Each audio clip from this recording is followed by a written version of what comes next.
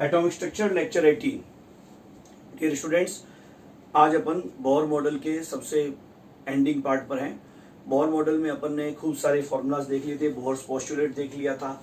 Bourse postulate देखने के बाद में बोर मॉडल के अकॉर्डिंग किसी ऑर्बिट का रेडियस कैलकुलेट करने का फॉर्मूला, फिर वेलोसिटी कैलकुलेट करने का फॉर्मूला, फिर टोटल एनर्जी कैलकुलेट करने का फॉर्मूला, फिर kinetic energy and potential energy calculate करने का फॉर्मूला, फिर अपन ने स्पेक्ट्रम देख लिया था। और स्पेक्ट्रम देखने के बाद में फिर जी पॉइंट में अपन ने स्पेक्ट्रम ऑफ एच एटम देखते हुए वेव नंबर का फॉर्मूला कैलकुलेट कर लिया। वेव नंबर और 1/लैम्डा का फॉर्मूला। उस वेव नंबर और 1/लैम्डा के फॉर्मूले से रिलेटेड कुछ और क्वेश्चंस भी देख लीजिए। फॉर्मूला आया था wave number is equal to R H into Z square 1/n1 square minus 1/n2 square. कई बार क्या करते हैं कि इस फॉर्मूले के अंदर वेव नंबर नहीं पूछ करके जो एमिटेड या एब्जॉर्ब्ड रेडिएशन है उसकी फ्रीक्वेंसी पूछ लेते हैं। तो अपन जानते हैं कि फ्रीक्वेंसी इज इक्वल टू क्या होता है, c/लैम्डा और c न्यू बार। तो c तो इससे आ गया, तो फ्रीक्वेंसी क्या हो जाएगी, फ्रीक्वेंसी हो जाएगी c इंटू न्यू बार, और न्यू बार खुद क्या हो जाएगा, nu bar is equal to R H into Z square 1/n1 square minus 1/n2 square. तो एक तो आपको ये याद रखना है कि अगर वेव नंबर नहीं पूछे बल्कि फ्रीक्वेंसी पूछे तो आपको वेव नंबर वाले फॉर्मूले में c का मल्टीप्लाई कर देना है।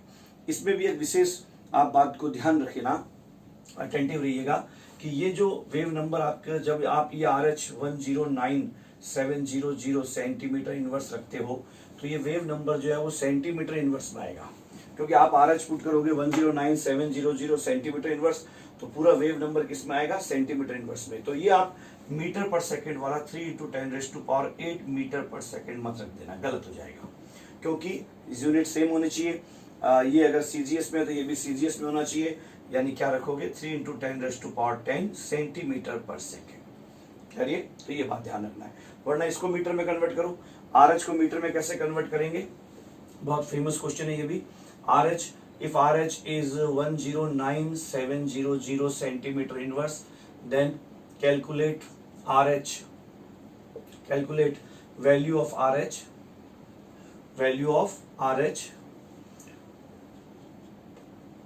in MKS unit.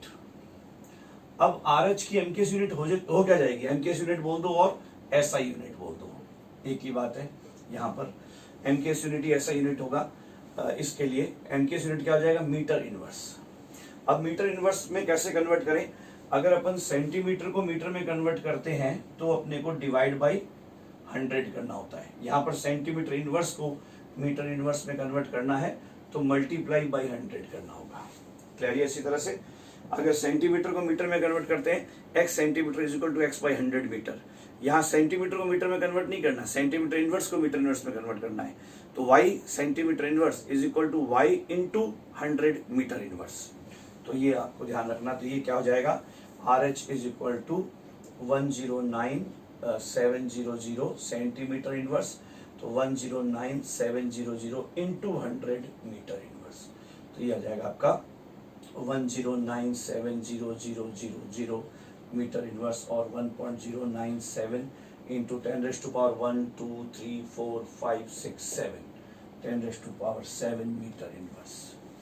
तो या तो फिर इसको मीटर इनवर्स में रखिए, इसको मीटर इनवर्स में रखिए 1.097 इंटू 10⁻7 मीटर इनवर्स। तो ये भी किस में आ जाएगा, मीटर इनवर्स में। और फिर ये क्या रख दीजिएगा, मीटर पर सेकेंड वाला। तो मीटर से मीटर इनवर्स कैंसिल होकर के न्यू जो है वो पर सेकेंड या हर्ट्ज में आ जाएगा। क्लियर? अच्छी तरह से। तो इस तरह से यूनिट कन्वर्जन का ध्यान रखने का। और इसी तरह से अगर वेवलेंथ पूछा है, भाई न्यू इज इक्वल टू क्या हो गया, nu bar is equal to 1/लैम्डा is equal to RH into Z square 1/n1 square minus 1/n2 square. तो कई बार क्या करते हैं कि एमिटेड या एब्जॉर्ब्ड रेडिएशन का वेव नंबर भी नहीं पूछते, फ्रीक्वेंसी भी नहीं पूछते, है ना, तरंग संख्या वेव नंबर या फ्रीक्वेंसी आवृत्ति भी नहीं पूछते, वेवलेंथ लैम्डा पूछ लेते हैं, तरंग दैर्ध्य पूछ लेते हैं। तो उस कंडीशन में क्या होगा, इससे आप जब इसको सेंटीमीटर इनवर्स में रखोगे और इसको सॉल्व करोगे, इस फॉर्मूले से जब आप सॉल्व करोगे तो ये जो 1/लैम्डा से जो लैम्डा आएगा वो किस में आएगा, इन सेंटीमीटर। ये लैम्डा इन सेंटीमीटर आएगा। तो अब आपको उसको जनरली एंगस्ट्रॉम या नैनोमीटर में कन्वर्ट करना होगा। तो 1 centimetre is equal to 1 angstrom is equal to 10⁻⁻10 metre और 10⁻⁻8 centimetre. Hence 1 centimeter is 10⁻8 angstrom.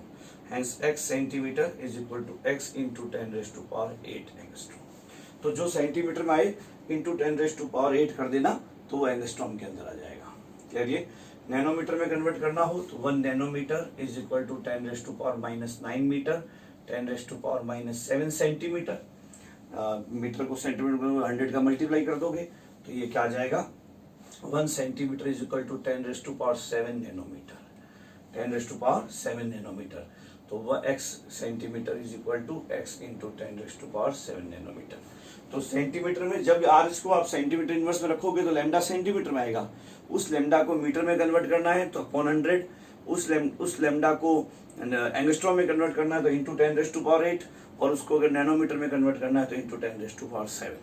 तो ये कन्वर्जेंस आप ध्यान रखना यूनिट का थोड़ा सा, तो वेव नंबर के सारे क्वेश्चंस आप सॉल्व कर लोगे। फिर इसके अंदर जो एक चीज और आती है जो आपसे बोली जाती है बार बार करने के लिए, वो होता है वेव नंबर का जो फॉर्मूला है वो सीधा ही आपसे वेव नंबर का फॉर्मूला आरएच के फॉर्म में पूछते हैं, आरएच की वैल्यू पुट करने को नहीं बोलते हैं। जैसे क्वेश्चन आता है कि आपके सीआरक्यू के अंदर भी दिया हुआ है, देखिए क्वेश्चन सीआरक्यू 18 का मैं सॉल्व कर रहा हूं। The value of wave number for the third line of Lyman series, और आरएच के फॉर्म में आंसर दिया हुआ है। सीआरक्यू 18 मैं आपके नोट्स का मिला रहा हूं, सीआरक्यू 18 जिसके अंदर ये बोला हुआ है कि the value of wave number of third line of Lyman series.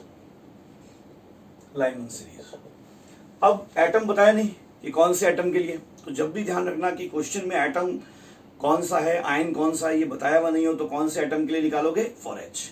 अगर if atom is not given, दिया हुआ नहीं है तो आप एच के लिए एच एटम मानते हुए आप सॉल्व कर लोगे, ध्यान रखिएगा ये बात। Third line of Lyman series, भाई लाइमन सीरीज कब मिलता है, जब इलेक्ट्रॉन हायर ऑर्बिट से जो है वो फर्स्ट ऑर्बिट में आता है तब, या फर्स्ट से हायर में जाता है तो लाइमन सीरीज की लाइंस एब्जॉर्ब होती है, एब्जॉर्प्शन स्पेक्ट्रा में मिलती है, और जब हायर से फर्स्ट में आता है तो लाइमन सीरीज की लाइन एमिशन स्पेक्ट्रा में मिलती है। ये जो सीरीज की लाइंस होती हैं ये रेडिएशंस को रिप्रेजेंट करती है, एब्जॉर्ब रेडिएशन या इमिटेड रेडिएशन को। अगर रेडिएशन इमिट हो रही है तो इमिशन स्पेक्ट्रा में लाइंस मिलेगी, और अगर रेडिएशन एब्जॉर्ब हो रही है तो एब्जॉर्प्शन स्पेक्ट्रा में लाइंस मिलेंगी। अब 2 से 1 में आए तो लाइमन सीरीज का फर्स्ट लाइन, 3 से 1 में आए तो लाइमन सीरीज का सेकेंड लाइन, 4 से 1 में आए तो लाइमन सीरीज का थर्ड लाइन। हमसे क्या बोला है, third line of Lyman series, तो ये हो गया थर्ड लाइन। तो जो लोअर वैल्यू उसको N1 मान लेंगे, जो हायर वैल्यू उसको N2 मान लेंगे, तो वेव नंबर क्या हो जाएगा, RH into Z square 1/N1 square minus 1/N2 square. RH को तो RH रखेंगे, Z को 1 ले लेंगे, 1/1 स्क्वायर माइनस 1/4 स्क्वायर। तो ये क्या हो जाएगा, RH इंटू 1 माइनस 1/16 क्या हो जाएगा, 15/16 RH। 15/16 RH फर्स्ट आंसर आ जाएगा आपका इसका। Calculate the average value of RH in metre inverse, ये क्वेश्चन हम सॉल्व कर चुके हैं। इस तरह से ये आ जाते हैं आपके RH वेव नंबर से रिलेटेड क्वेश्चन किस तरह से आते हैं।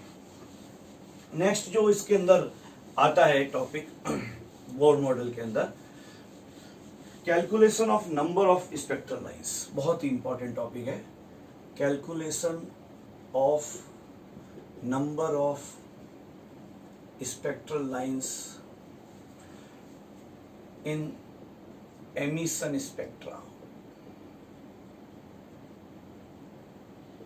Of any mono electronic atom और ion. Calculation of number of spectral line in emission spectra of any mono electronic atom और आयन। देखिए आप किसी गैस चैम्बर के अंदर बहुत सारे एटम या आयन भर करके किसी भी एलिमेंट के, चाहे आपने हाइड्रोजन का ले लिया, चाहे आपने हीलियम प्लस ले लिया, चाहे आपने Li2 प्लस ले लिया, है ना, कोई भी आपने बहुत सारे एटम भर लिए। मॉलिक्यूलर हाइड्रोजन नहीं होनी चाहिए। अगर मॉलिक्यूलर हाइड्रोजन हो तो आपने इतनी एनर्जी दे दी कि वो एटॉमिक हाइड्रोजन में टूट गई है। एटॉमिक हीलियम प्लस भरे हुए हैं, है ना, आयनिक स्पीसीज, या Li+2 भरे हुए हैं खूब सारे इस एटम के अंदर, इस गैस चैम्बर के अंदर। और आप इसको एनर्जी दे करके, चाहे आप इनको रेडिएशन के रूप में एनर्जी दो, चाहे आप इसको जो है वो इलेक्ट्रोस्टैटिक फील्ड लगा करके, इलेक्ट्रिक फील्ड लगा करके एनर्जी दो, चाहे आप हीट के रूप में दो, कैसे भी आपने इसको एनर्जी दी। और आपने क्या किया कि जो इनके ग्राउंड स्टेट के इलेक्ट्रॉन है ना, you have given energy to transit electron from ground state to excited state. ठीक है, ground state to excited state. बहुत सारे बिलियंस ऑफ एटम्स एक साथ हैं, billions of trillions of atoms एक साथ हैं। उन एटम्स को आपने खूब सारी एनर्जी दी। हर एटम का मोनो इलेक्ट्रॉनिक एटम है, एक ही इलेक्ट्रॉन, ईच एटम और ion has 1 electron. Each atom या आयन के पास 1 इलेक्ट्रॉन है। तो हर एटम या आयन का 1 इलेक्ट्रॉन अपनी अपनी एक्साइटेड स्टेट में चला गया। किसी ने कोई यूवी रेज ले ली, वो चला गया। किसी ने कोई इंफ्रारेड वेव ले ली। किसी ने, जिसने जैसा जैसा जो चाहिए था, वो एटम उसने ले लिया। लेने के बाद में वो जो है वो उसके अंदर अपनी अपनी एक्साइटेड स्टेट में चला गया, है ना। वो गैस चैम्बर के सारे एटम्स या सारे आयंस अपनी अपनी जो है ना वो एक्साइटेड स्टेट में है। अब आप उस एक्साइटेड स्टेट के एटम्स या आयंस को एक डार्क रूम के अंदर वापस उन इलेक्ट्रॉन्स को ग्राउंड स्टेट में आने दे रहे हो, वापस उन इलेक्ट्रॉन को ग्राउंड स्टेट में या किसी लोअर स्टेट में आने दे रहे हो, अलाउ कर रहे हो कि भाई पर्टिकुलर लोअर स्टेट तक आ जाओ। या आप मान लीजिए मोनो इलेक्ट्रॉनिक एटम और आयन है तो ग्राउंड स्टेट तक आ जाओ, फर्स्ट ऑर्बिट तक आ जाओ। तो वो जो atomic spectra, emission atomic spectra मिलेगा, emission atomic spectra, line spectra मिलेगा। उस लाइन स्पेक्ट्रा में कितनी लाइंस मिलेंगी, number of lines, calculation of number of spectral lines. आप बोलोगे सर कितनी लाइंस मिलेगी, वो तो इस बात पे डिपेंड करेगा कि कितने तरह के ट्रांजिशंस हो रहे हैं। बिल्कुल सही बात है। मान लीजिए 10 एटम है जिसमें इलेक्ट्रॉन सेकंड ऑर्बिट में चला गया था और वो सेकंड से फर्स्ट ऑर्बिट में आ रहा है। तो सब में अगर सेकंड से फर्स्ट आ रहा है 10 एटम में, तो मान लीजिए फर्स्ट एटम जो है उसमें भी सेकंड से फर्स्ट में आ रहा है, सेकंड एटम में भी सेकंड से फर्स्ट में आ रहा है। तो फर्स्ट एटम भी लाइमन सीरीज की फर्स्ट लाइन एमिट करेगा, सेकंड एटम भी लाइमन सीरीज की, वो 10 एटम लाइमन सीरीज की फर्स्ट लाइन एमिट करेंगे। तो आपको स्पेक्ट्रम में 10 लाइन नहीं मिलेगी, 10 एटम के द्वारा एक लाइन मिलेगी, लाइमन सीरीज की first line. The number of spectral lines, number of spectral lines, ध्यान दीजिएगा, number of spectral lines in any spectrum,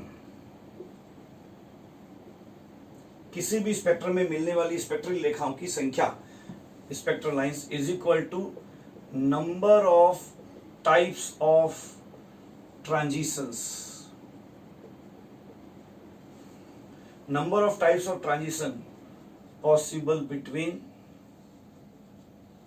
transitions of electron possible between orbits. क्योंकि एक बात ध्यान रखना कि किन्हीं भी दो ऑर्बिट्स के एनर्जी डिफरेंस आपस में मैच नहीं करते। किन्हीं भी दो, कोई भी दो अलग अलग ऑर्बिट्स का जो डिफरेंस होगा, एनर्जी डिफरेंस होगा, वो दूसरे से अलग होगा। 1 का 2 से जो डिफरेंस है, 1 का 3 से जो डिफरेंस है, 1 का 4 से जो डिफरेंस है, 4 का 3 से जो डिफरेंस है, 4 का 2 से जो डिफरेंस है, 4 और 3 का आपस में जो डिफरेंस है, सारे डिफरेंसेस सेपरेट है, अलग अलग है। एक एटम के किन्हीं भी दो ऑर्बिट्स के बीच के, किन्हीं भी एनी 2 ऑर्बिट्स के बीच का जो एनर्जी डिफरेंस है वो आपस में मैच नहीं करता। एनर्जी डिफरेंस, नोट डाल देना ये, energy difference between 2 orbits for any atom और ion, energy differences between 2 orbits of any atom or ions are different for different sets of 2 orbits, हमेशा अलग अलग होंगे। इसलिए कोई भी अलग तरह का ट्रांजिशन हो रहा है तो उसके लिए एक अलग स्पेक्ट्रल लाइन मिल जाएगी, है ना। Number of types of transition पे डिपेंड करता है, नंबर ऑफ ट्रांजिशंस पे नहीं। Spectral lines, number of spectral lines will not be equal to number of transitions। Number of transitions पे डिपेंड नहीं करेगा, संक्रमणों की संख्या पर नहीं है। मान लीजिए 100 एटम के अंदर एक इलेक्ट्रॉन है और 100 ट्रांजिशन हो रहे हैं, लेकिन 100 के 100 एटम, 100 के 100 एटम्स में इलेक्ट्रॉन सेकंड से फर्स्ट ऑर्बिट में आ रहा है। तो अगर 100 के 100 एटम्स में सिमिलर ट्रांजिशन हो रहा है इलेक्ट्रॉन का सेकंड से फर्स्ट, सेकंड से फर्स्ट, सेकंड फर्स्ट में, तो 100 लाइंस नहीं मिलेगी, सिंगल स्पेक्ट्रल लाइन मिलेगी। क्योंकि फर्स्ट एटम भी क्या कर रहा होगा, लाइमन सीरीज की फर्स्ट लाइन एमिट कर रहा होगा, और 100th एटम भी लाइमन सीरीज की फर्स्ट लाइन ही एमिट कर रहा होगा। 100 के 100 एटम्स जो 100 ट्रांजिशंस कर रहे हैं वो सेम टाइप के हैं, तो सेम टाइप के ट्रांजिशंस कर रहे हैं तो सभी वही सेम रेडिएशन एमिट करेंगे, इसलिए एक सिंगल स्पेक्ट्रल लाइन मिलेगी। नंबर ऑफ ट्रांजिशंस पे डिपेंड नहीं करता, number of types of radiations emitted पे डिपेंड करेगा, number of types of transitions पे डिपेंड करेगा, number of types of transitions पे डिपेंड करेगा। ठीक है, is equal to number of different types of radiations, number of different types of radiations emitted और absorbed. आप लोग क्यों सर, वही जो ट्रांजिशन है वो दो अलग अलग रेडिएशन के द्वारा नहीं हो सकता। अगर 2 से 1 में आ रहा है तो 2 से 1 में मान लीजिए एटम में आ रहा है तो -3.4 से -13.6 वाले ऑर्बिट में जंप कर रहा है, तो 10.2 इलेक्ट्रॉन वोल्ट वाली रेडिएशन, 10.2 डिफरेंस चाहिए, तो 10.2 इलेक्ट्रॉन वोल्ट, 1 क्वांटम की एनर्जी 10.2 इलेक्ट्रॉन वोल्ट वाला रेडिएशन से वो ट्रांजिशन हो जाए, या 5.1 वाला, 5.1 एक रेडिएशन का, ऐसा रेडिएशन जिसके एक क्वांटम की एनर्जी 5.1 है, वैसी दो रेडिएशन ले ले, 2 क्वांटम ले ले, उस रेडिएशन के 2 क्वांटास लेके वही सेम ट्रांजिशन नहीं हो सकता, नहीं हो सकता, क्योंकि बोहर मॉडल का रूल है, बोहर ने बोला कि नेचर ने ऐसा कर रखा है इलेक्ट्रॉन्स के लिए कि भैया तुम एक ट्रांजिशन में एक क्वांटा ही एब्जॉर्ब करोगे किसी पर्टिकुलर रेडिएशन का। तो जब सेकंड से फर्स्ट में आएगा तो केवल ये ट्रांजिशन, केवल वो रेडिएशन ही करवा पाएगी, ये ट्रांजिशन में केवल वो रेडिएशन ही एमिट होगी जिसके 1 क्वांटम की एनर्जी 10.2 है। क्लियर? तो इसलिए ये इसमें 5.1 इलेक्ट्रॉन वोल्ट वाले क्वांटाज वाली रेडिएशन के 2 क्वांटाज एमिट नहीं हो सकते।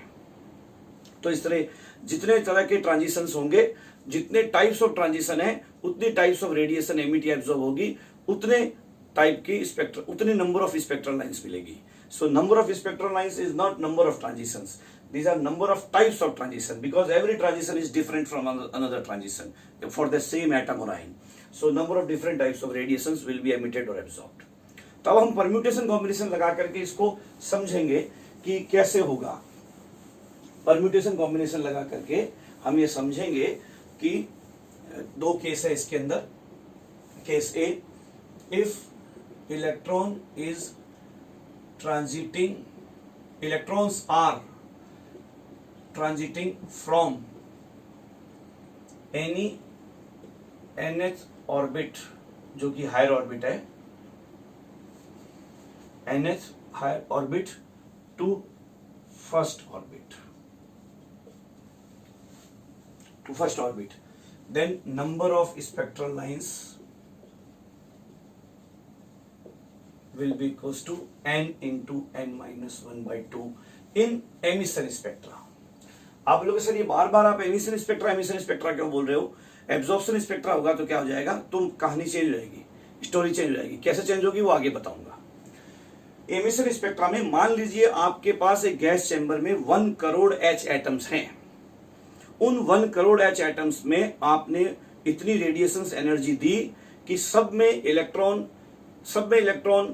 एक्साइट होकर के अपने अपने nth ऑर्बिट में चला गया, किसी मान लीजिए 7th ऑर्बिट में चला गया, सब में 7th में चला गया। आपने इतनी रेडिएशन से दी, रेडिएशन देना आपके हाथ में है कि आपको मालूम था फर्स्ट और 7th के बीच का डिफरेंस कितना है।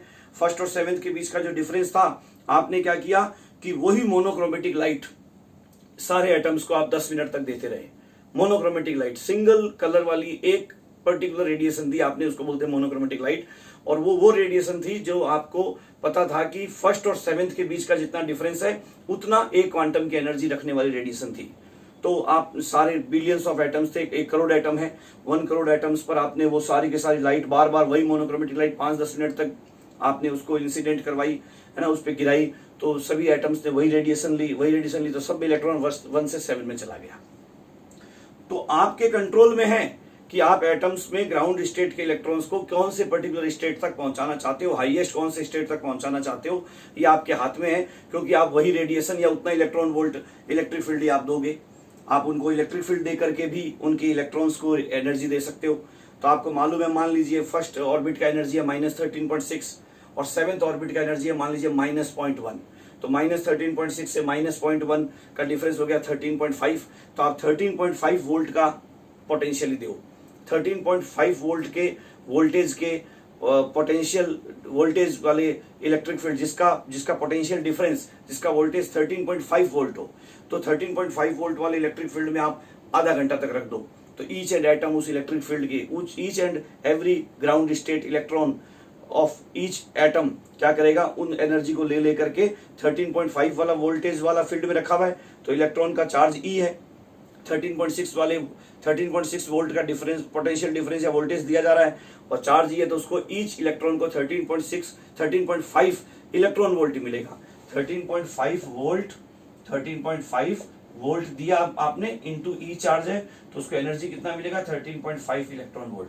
और वो कहाँ चला जाएगा, अगर मान लीजिए 7th ऑर्बिट का एक रफली में फिगर ले रहा हूँ, -0.1 है, और फर्स्ट ऑर्बिट का -13.6 है, तो वो सीधा यहाँ से यहाँ चला जाएगा, क्योंकि उसको 13.5 इलेक्ट्रॉन वोल्ट मिल रहा है। आधा एक घंटा तक इसलिए दोगे कि सारे एटम्स के सारे इलेक्ट्रॉन्स को ऐसा हो जाए, तो सारे के सारे 7th ऑर्बिट में चले गए, एक्साइटेड हो गए, each and every atom excited state में आ गया।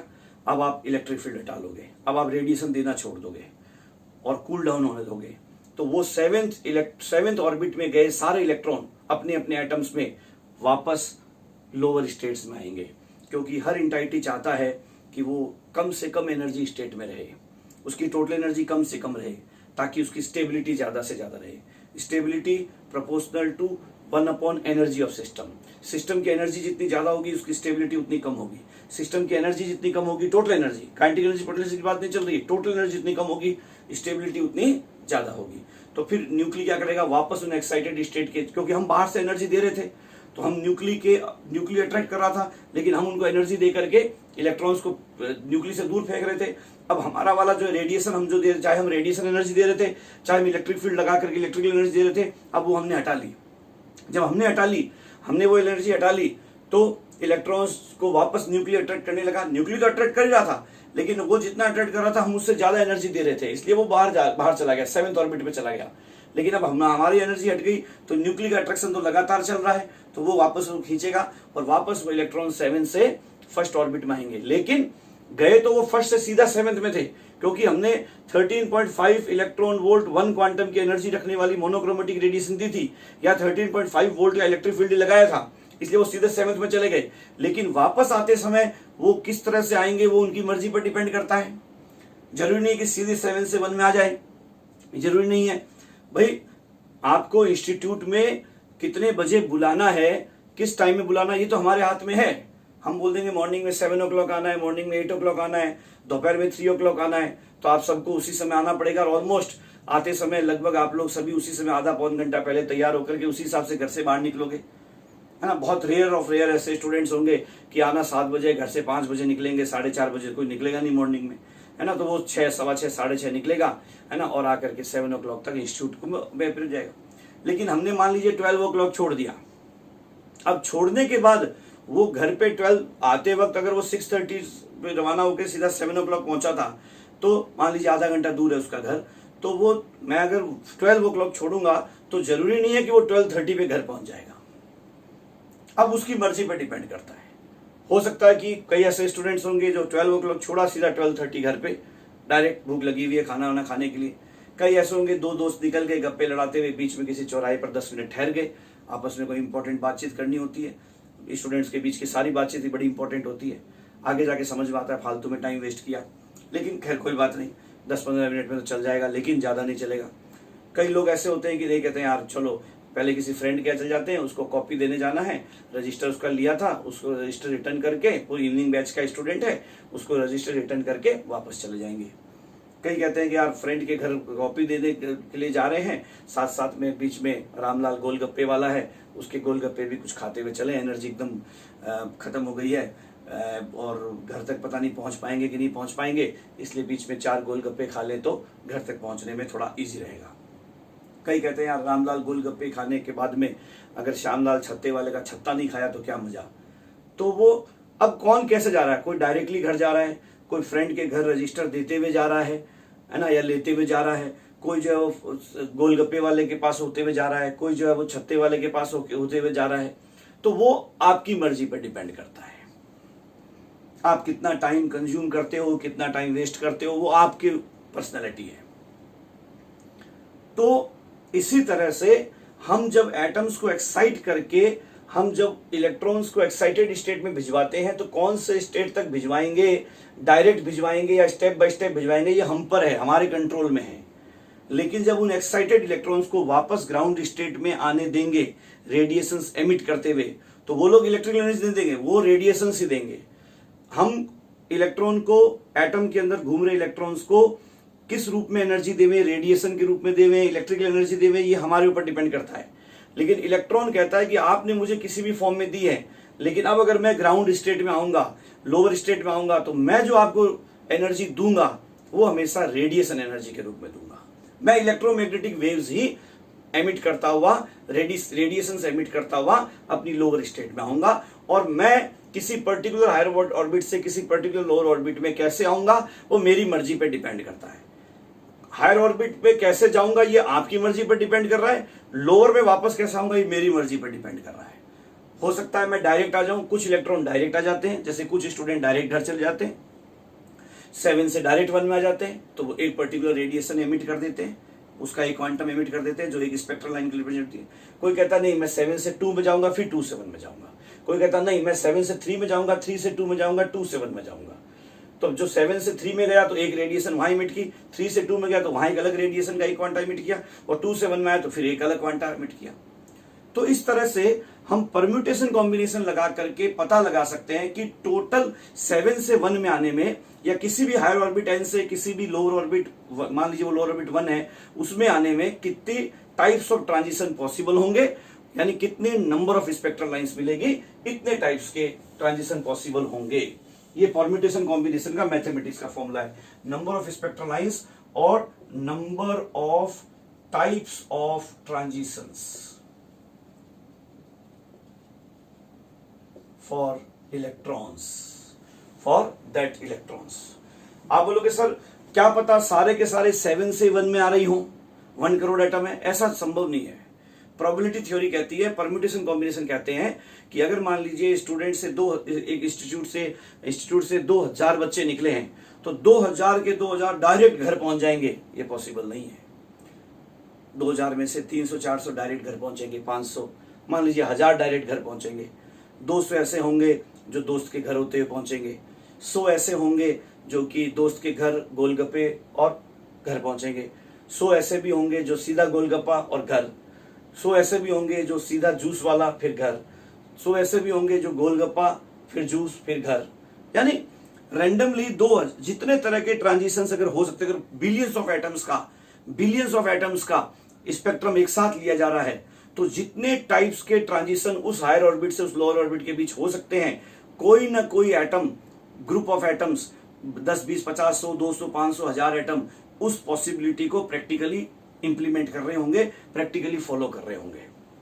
तो जितने तरह के थियोरेटिकल पॉसिबल ट्रांजिशंस है, उतने तरह के ट्रांजिशंस प्रैक्टिकली मिल रहे होंगे, क्योंकि नंबर ऑफ पॉसिबिलिटीज 10, 20, 15, 50, 60 है, और जो उनको अपनाने वाले एटम्स हैं वो हजारों, लाखों, करोड़ों, अरबों की संख्या में। तो जब अपनाने वाले, जब पॉसिबिलिटीज 3-4 हो और उन पॉसिबिलिटीज को इंप्लीमेंट करने वाले इंटाइटीज जो है वो बिलियंस ऑफ हो, तो सारी थियोरेटिकल पॉसिबिलिटीज प्रैक्टिकली अपनाई जाती है।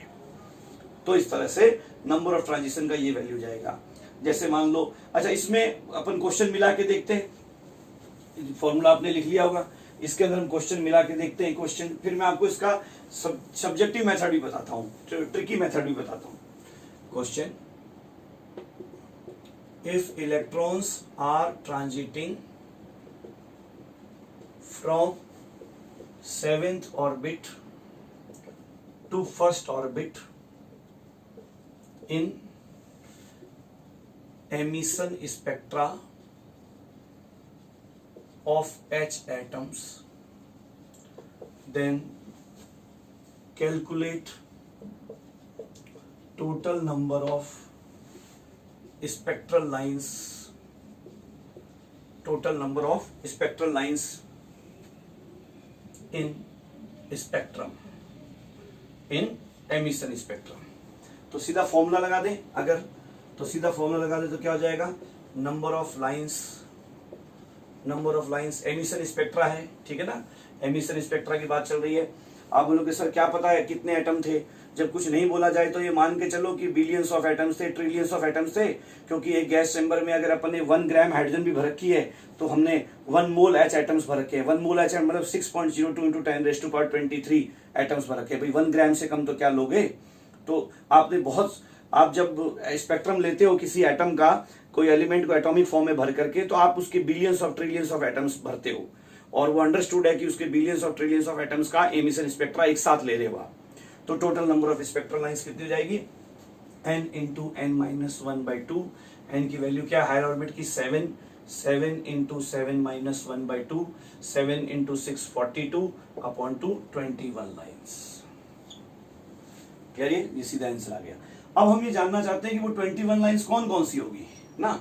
7 से फर्स्ट ऑर्बिट में आ रहा है, 7 से फर्स्ट ऑर्बिट में अगर आ रहा है, अगर डायरेक्ट सारे के सारे 7 से 1 में आते, अगर मान लीजिए उन बिलियंस ऑफ एटम्स के सबके इलेक्ट्रॉन अब 7 से डायरेक्ट 1 में आते, तब तो एक लाइन मिलती। लेकिन ऐसा संभव नहीं है कि सारे के सारे 7 से डायरेक्ट 1 में आ रहे हो। कौन कौन सी पॉसिबिलिटीज हो सकती है, उन पॉसिबिलिटीज को अगर मैं 21 टाइप्स की पॉसिबिलिटीज हो सकती है ट्रांजिशंस की, वो मैं लिख रहा हूं, ध्यान से देखना इसका। अगर मान लीजिए 7 से 1 में आ रहा है तो टोटल कितने पॉसिबल ट्रांजिशंस हो सकते हैं, ध्यान से देखना। अब हम कैलकुलेशन करते हैं, इसको परम्यूटेशन एंड कॉम्बिनेशन मेथड लगाते हैं। उससे 7 से हायर ऑर्बिट 7 है, लोअर ऑर्बिट फर्स्ट है, तो कुछ इलेक्ट्रॉन कितने टाइप के ट्रांजिशन हो रहे होंगे भाई। 7 से 1 डायरेक्ट आ रहा होगा, कोई 6 से 1 में आ रहा होगा, कोई 5 से 1 में आ रहा होगा, कोई 4 से 1 में, कोई 3 से 1 में, कोई 2 से 1 में। ठीक है, 7 से 1, 6 से 1, 5 से 1, 4 से 1, 3 से 1, 2 से 1। 7 से 2, 6 से 2, 5 से 2, 4 से 2, 3 से 2। 2 से 2 तो कुछ होता नहीं, 1 से 1 तो कुछ होता नहीं। फिर 7 से 3, 5 से 6 से 3, 5 से 3, 4 से 3, 3 से 3 तो कुछ होता नहीं। फिर 7 से 4, 6 से 4, 5 से 4, 4 से 4 तो कुछ होता नहीं। फिर 7 से 5, 6 से 5, 5 से 5 तो कुछ होता नहीं। फिर 7 से 6। चलिए, तो ये कितनी लाइन होगी, 1 2 3 4 5 6, ये कितनी होगी 6 लाइंस। ये सारी की सारी क्या होगी, of Lyman series, 6 lines of Lyman series. ये क्या हो जाएगा, सारे के सारे 1 2 3 4 5 लाइंस ऑफ बामर सीरीज। ठीक है, बामर सीरीज। ये क्या हो जाएंगी, 1 2 3 4 लाइंस ऑफ पाश्चन सीरीज। ये क्या हो जाएंगी, इसको हटाता हूं एक बार, 3 lines of Lyman बामर पाश्चन Brackett series. ये क्या हो जाएगा, 2 लाइंस ऑफ बोलिए फंड सीरीज। ठीक है, और एक वो जो 7 से 6 था, ये क्या था, 1 लाइन ऑफ हम्फ्री सीरीज।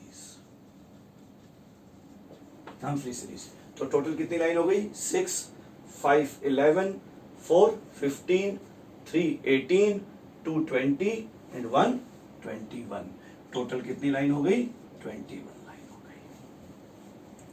तो अगर आपको डिटेल निकालनी है कि जो टोटल 21 स्पेक्ट्रल लाइन मिलेगी 7 से 1 में ट्रांजिशन करे, तो वो 21 में लाइमन सीरीज की कितनी होगी, बामर की कितनी होगी, पाश्चन की कितनी होगी, ब्रैकेट फंड हम्फ्री की कितनी होगी, तो आप ऐसे निकालोगे।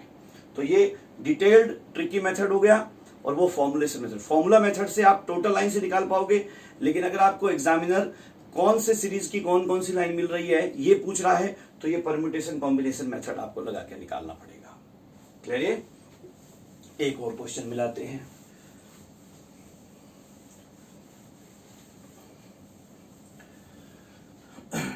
क्वेश्चन देखिएगा, if electron in mono electronic entities are transiting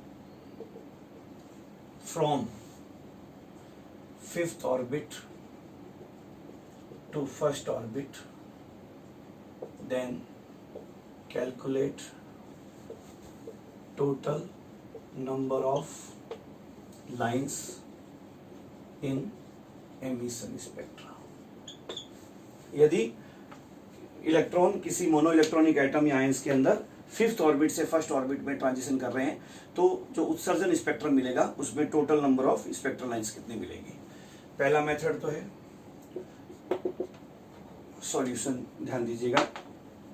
first method तो है कि नंबर ऑफ लाइंस सीधा अपन कर देंगे, number of lines is equal to क्या हो जाएगा, n into n minus 1/2, n into n minus 1, 5 into 5 minus 1/2, 5 into 4 20/2, 10 lines. अब सवाल उठता है कि ये जो 10 लाइन्स होंगी ये कौन सी 10 लाइन्स होंगी, तो फिर वही बात परम्यूटेशन कॉम्बिनेशन मेथड, ध्यान दीजिएगा। परम्यूटेशन कॉम्बिनेशन मेथड 5 से 1, 4 से 1, 3 से 1, 2 से 1, ये 4 लाइन मिल जाएंगी, 4 लाइन्स मिल जाएगी लाइमन सीरीज। 5 से 2, 4 से 2, 3 से 2, ये 3 लाइन मिल जाएंगी बामर सीरीज की। ठीक है, 5 से 4, 3, 4 से 3, ये 2 लाइन्स मिल जाएंगी किसकी, पाश्चन सीरीज की। एंड 5 से 4, ये 1 लाइन मिल जाएगी किसकी, ब्रैकेट सीरीज की। तो टोटल कितने हो गए, 4, 3, 7, 2, 9 एंड 1, टोटल 10 लाइंस। अब इसमें आपसे पूछ लिए कि बताइए विजिबल रीजन में कितनी लाइन मिलेगी, तो H एटम अगर है, H एटम है तो विजिबल रीजन कौन सा रहेगा, बामर सीरीज, तो 3 लाइंस विजिबल रीजन में मिल जाएगी। विजिबल रेज कितनी मिलेगी, 3 टाइप की। तो इस तरह से ये यूवी रेज हो जाएंगे। अगर मान लीजिए मोनो इलेक्ट्रॉनिक इंटाइटी जो है ना इन H एटम्स है ना, तो फिर क्या हो जाएगा कि ये यूवी रेज हो जाएंगी। यूवी लाइंस कितनी मिलेंगी, 4, और विजिबल लाइंस कितनी मिलेंगी, 3, और इंफ्रारेड लाइंस कितनी मिलेंगी, 2 एंड 1, 3। क्लियर अच्छी तरह से ये होता है। दूसरा केस आता है इसके अंदर ही कि अगर मान लीजिए फर्स्ट एन से फर्स्ट में नहीं आए, किसी हायर से फर्स्ट में नहीं आए। Case B, if electrons are transiting from any higher n2 orbit to any lower n1 orbit, which is not 1, which may or may not be 1। मान लीजिए इलेक्ट्रॉन एमिशन स्पेक्ट्रा में किसी उच्च हायर n2 ऑर्बिट से किसी lower निम्न n1 orbit में transit कर रहे हैं, जो कि हो सकता है 1 है, हो सकता है 1 नहीं हो। तो क्या होगा, तो फॉर्मूला है number of spectral lines is equal to n2 minus n1 into n2 minus n1 plus 1/2। n2 minus n1 into n2 minus n1 plus 1/2। देखिए ओरिजिनल फॉर्मूला ये है, बेसिकली ओरिजिनल फॉर्मूला ये है, RL कर लेना है। ये परम्यूटेशन कॉम्बिनेशन लगा के भी निकाल लेंगे सब्जेक्टिव स्टाइल में, ट्रिकी स्टाइल में, वरना फॉर्मूला ये है, ओरिजिनल फॉर्मूला ये है। इस फॉर्मूले में अगर हम n2 को n रख दें और n1 को 1 रख दें तो वो फॉर्मूला बन जाता है वापस। इफ इस फॉर्मूला 1, इसको फॉर्मूला 1 बोल दो।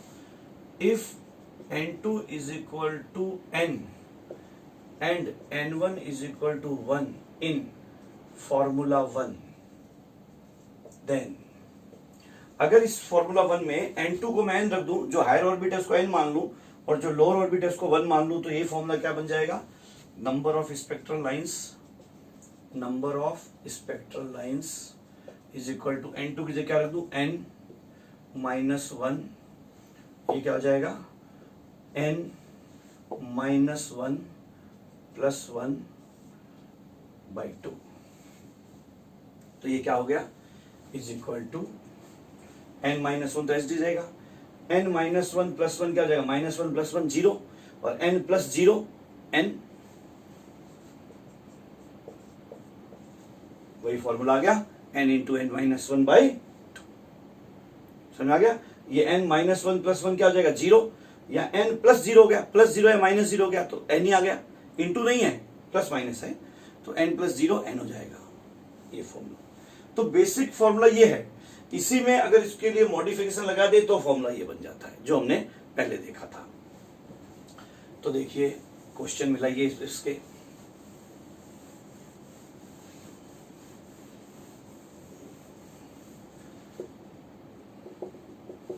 If electrons are transiting from 6th orbit to 3rd orbit in H atoms, then number of spectral lines and emission spectra will be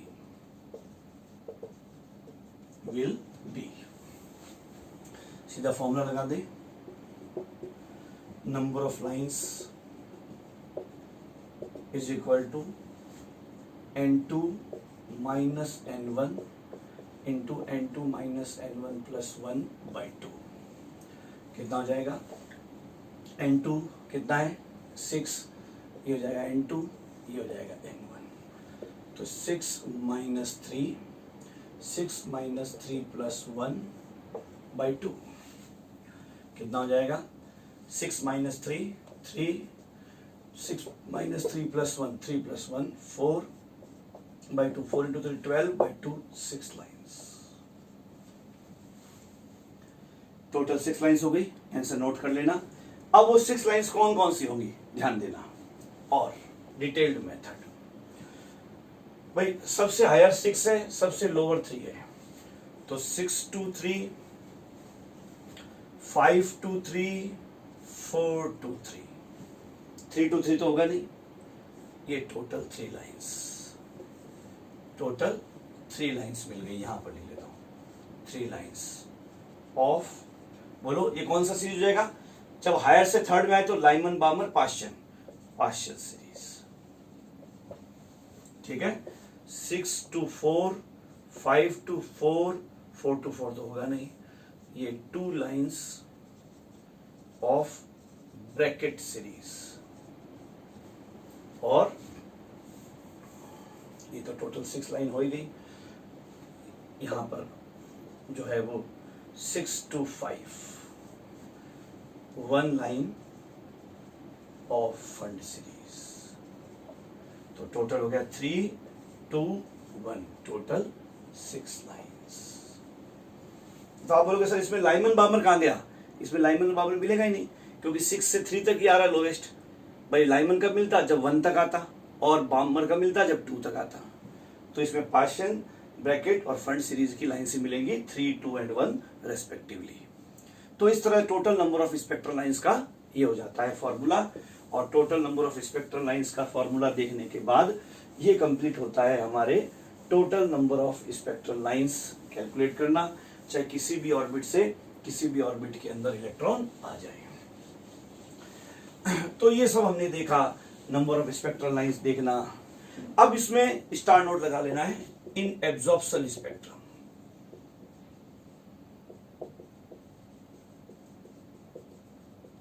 in absorption spectrum, absorption spectrum के अंदर अगर बहुत ध्यान से समझिएगा, अगर मान लीजिए इलेक्ट्रॉन, एक क्वेश्चन के रूप में करवा देता हूं, if electron are transiting from first orbit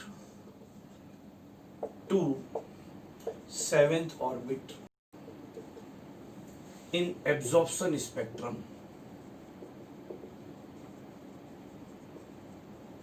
in H atoms,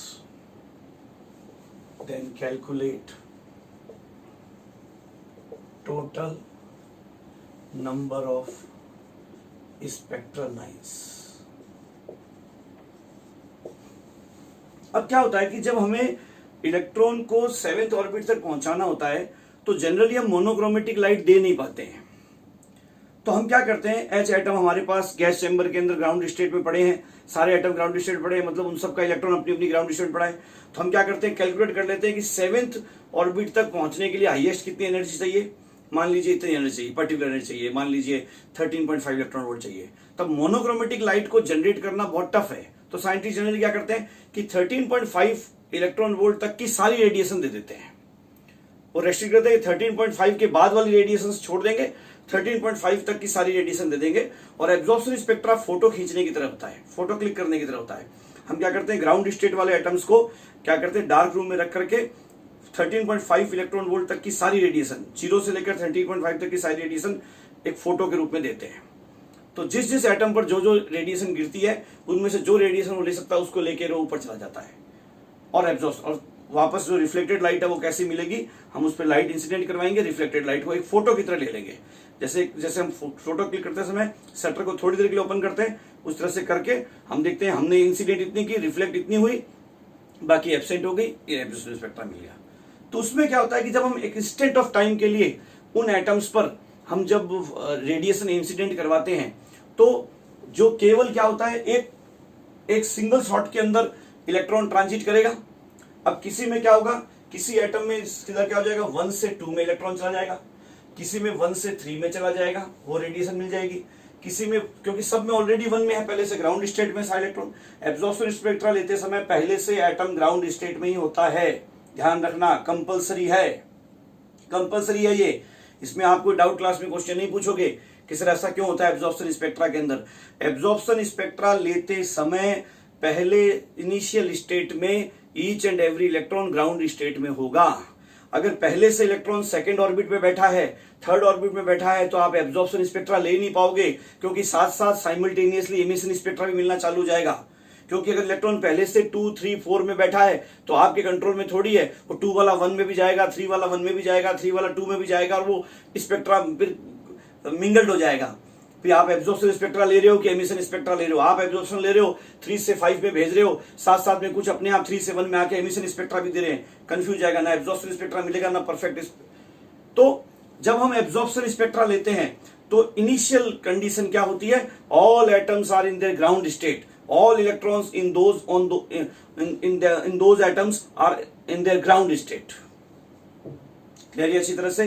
तो अब सारे 1 में बैठे थे, आप 13.5 वाली मोनोक्रोमेटिक लाइट तो दे नहीं रहे हो कि सीधा 1 से 7 में पहुंचाए, आप 13.5 तक की वाली सारी रेडिएशन दे रहे हो।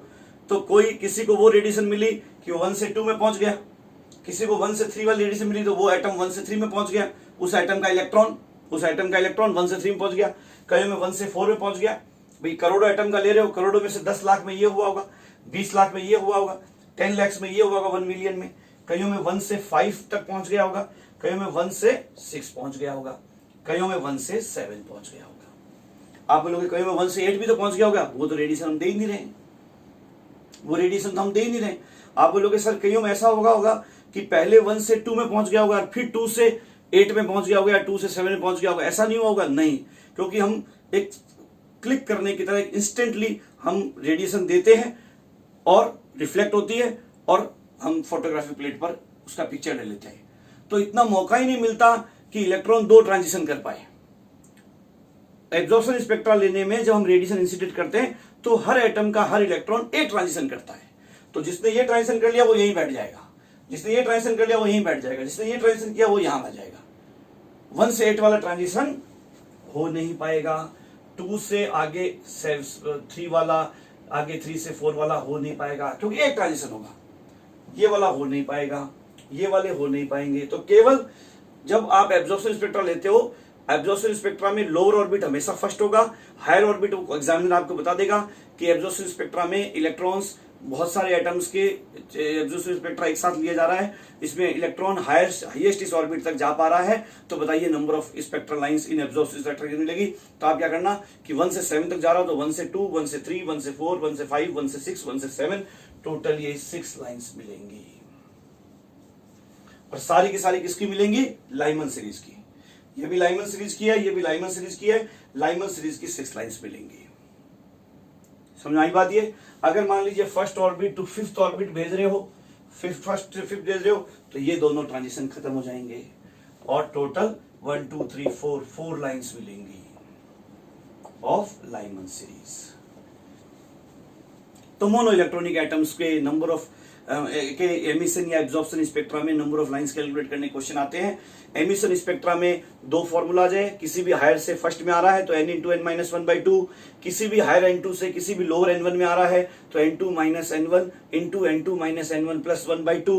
और अगर एब्जॉर्प्शन स्पेक्ट्रा है तो इनिशियल ऑर्बिट हमेशा स्टार्टिंग ऑर्बिट हमेशा फर्स्ट ऑर्बिट ही होगा, और किस हायर ऑर्बिट तक जा रहे हैं वो देख लीजिए और डायरेक्ट वहां तक सीधा पहचान लीजिए, कोई फॉर्मूला नहीं है। ये होता है total number of spectral lines तक के फॉर्मूलाज, और ये होते हैं आपके सारे के सारे इससे रिलेटेड क्वेश्चंस। अब आ जाते हैं बोहर मॉडल की फेलियर्स के अंदर, और बोहर मॉडल की फेलियर्स पर सोमरफेल्ड मॉडल का एक्सटेंशन खड़ा था। तो failures of Bohr model, failures of Bohr model. तो सक्सेस ऑफ बोहर मॉडल तो पहले भी आपको बता चुका हूं मैं कि बोहर का मॉडल पहला स्टेबल मॉडल था एटम का। ये मोनो इलेक्ट्रॉनिक एटम या आयंस के लाइन स्पेक्ट्रास को पूरी तरह से एक्सप्लेन कर पाया, यानी उसके लाइन स्पेक्ट्रास को इसने अच्छी तरह समझ लिया था। ऑर्बिट्स की डिस्कवरी हुई, इलेक्ट्रॉन हर कहीं नहीं घूमता, ऑर्बिट्स में घूमता है, लाइन स्पेक्ट्रा एक्सप्लेन हुआ, ये सारे इसके सक्सेस थे। लेकिन इसके अलावा कुछ फेलियर थे, और उन फेलियर को दूर करते हुए फिर सोमरफेल्ड ने उस फेलियर को दूर करने की कोशिश की, और सोमरफेल्ड ने बोहर मॉडल का एक्सटेंशन किया, हम ऐसा बोलते हैं। तो फेलियर के साथ साथ इस सोमरफेल्ड मॉडल में आपको साथ में पढ़ाऊंगा, और ये हम स्टार्ट करेंगे नेक्स्ट लेक्चर 19 में। Failure of Bohr model and Sommerfeld's extension, Sommerfeld द्वारा बोहर मॉडल का एक्सटेंशन। सोमरफेल्ड के मॉडल को, जो नेक्स्ट मॉडल है, उसको कोई नया मॉडल नहीं मान के उसको बोहर मॉडल का एक्सटेंशन ही मानते हैं। ऐसा क्यों करते हैं, उसको नया मॉडल क्यों नहीं मानते, जैसे Thompson model, Rutherford model, Bohr model, Sommerfeld model क्यों नहीं बोलते। ज्यादातर बुक्स इसको लिखती है extension of Bohr model by Sommerfeld, Sommerfeld द्वारा बोहर मॉडल का विस्तार। ऐसा क्यों बोला जाता है सोमरफेल्ड मॉडल को, ये आपको मैं नेक्स्ट लेक्चर के अंदर बताऊंगा।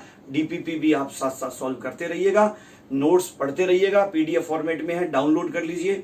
अगर आप पीडीएफ फॉर्मेट के अंदर जो भी चीजें आपको दे रखी है ऑनलाइन एजुकेशन प्रोग्राम के अंदर, वो सब आप डाउनलोड कर सकते हो। तो नोट्स डाउनलोड कर लें, क्वेश्चन बैंक के साथ डाउनलोड कर लें, और साथ साथ उसको मिलाते रहें। टाइप प्रिंट निकाल लें उसका। अगर आपके घर पे प्रिंटर है तो अच्छी बात है, घर पे प्रिंटर नहीं है तो किसी भी पास वाले आप प्रिंटिंग जहां पर पॉसिबल है वहां जा करके प्रिंट निकलवा लीजिए, ठीक है। और अभी ऐसी व्यवस्था आगे सोच रहे हैं कि आपको अगर हार्ड कॉपी अपने स्टडी मटेरियल की चाहिए तो इंस्टीट्यूट से आप उसको कलेक्ट कर सकते हो। उस हार्ड कॉपी का स्टडी मटेरियल का चार्ज दे करके आप हार्ड कॉपी कलेक्ट कर सकते हो।